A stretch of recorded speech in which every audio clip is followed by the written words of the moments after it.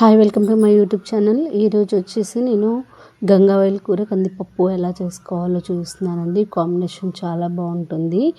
అందరూ ఒకలాగా చేస్తారు, నేను ఒకలాగా చేస్తాను. నేను వచ్చేసి పప్పు కొంచెం కందిపప్పు ఫస్టే 1 అవర్ బిఫోర్ నానబెట్టుకోవాలి.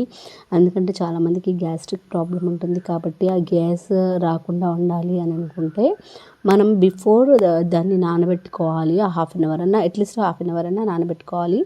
ఇలా నానబెట్టుకున్న తర్వాత మనము కుక్కర్లో కింద అడుగు భాగాన పప్పు వేసేసుకోవాలి. నానబెట్టిన పప్పుని వేసేసుకొని ఏదైతే గంగవాయిల్ కూర కట్ చేసుకున్నామో ఆ గంగవాయిల్ కూరని మనము అందులో వేసేసుకోవాలి. నేనైతే అన్నీ ఒకటేసారి విజిల్ పెట్టేస్తాను.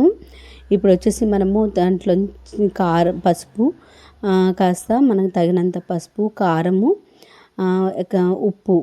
ఉప్పు తర్వాత వేసుకోవాలండి. పసుపు, కారం 2 వేసేసుకున్న తర్వాత నేను దీంట్లోకి ఒక 3 టమాటోస్ యాడ్ చేస్తున్నాను. టమాటో యాడ్ చేయడం వల్ల చాలా మంచి టేస్టీ వస్తుంది.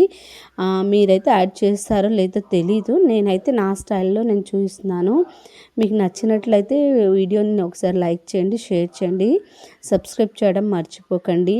యాక్చువల్గా వీడియో వస్తుంది అనుకున్నాను, కానీ మొత్తం సైడ్కి వచ్చేసింది, ఏం చేయలేను. ఇవన్నీ ఫైనల్గా వేసేసిన తర్వాత టమాటో వేసేసిన తర్వాత మనము విజిల్ కొన్ని వాటర్, ఒక గ్లాస్ ఆఫ్ వాటర్ యాడ్ చేసుకొని విజిల్ పెట్టేసుకోవాలి. 3 విజిల్స్ వచ్చిన తర్వాత మనకి మంచిగా కంప్లీట్గా 3 విజిల్స్ వచ్చిన తర్వాత చక్కగా ఉడికినట్టు తెలిసిపోతుంది మనకి.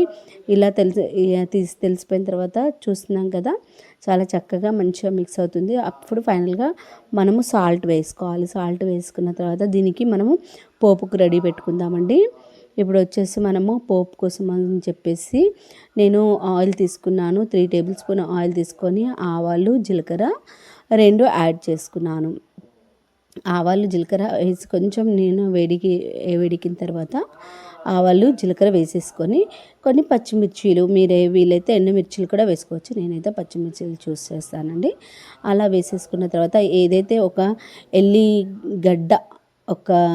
ఎల్లిగడ్డని మంచిగా జీలకర్ర వేసేసి దంచేసుకోవాలి. దాన్ని కూడా ఆ ముద్దను అందులో వేసేసుకొని మంచిగా వేడెక్కిన తర్వాత అలా పోపు పెట్టుకోవడమేనండి. మనకి చాలా టేస్టీగా ఎమ్మీగా చాలా చక్కగా రెడీ అవుతుందండి. ఒక్కసారి ట్రై చేసి చూడండి. లైక్ చేయండి, షేర్ చేయండి, సబ్స్క్రైబ్ చేయండి.